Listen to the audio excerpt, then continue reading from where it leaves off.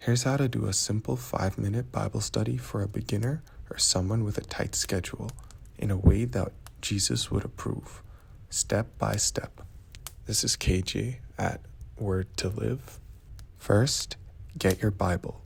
Physical or digital, it doesn't matter. Get a pen or pencil and a piece of paper. Really anything to take notes with. Then, pick your favorite book in the Bible and pick a chapter from that book at random.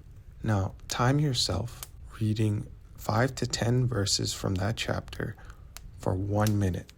Before you forget, pick the verse that stood out to you the most, no matter the reason.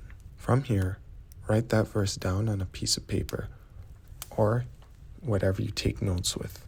Take 20 to 30 seconds to read it over and check for any mistakes. Remember, you want to make sure it's written down accurately. Using 10 to 20 seconds, correct any mistakes you made while taking notes.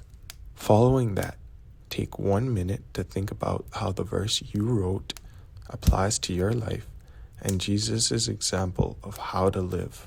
Now, pray from the heart, in your own words or in the Lord's Prayer. God in heaven, may your name be holy. Let your kingdom come. Let your will be done on earth as it is in heaven.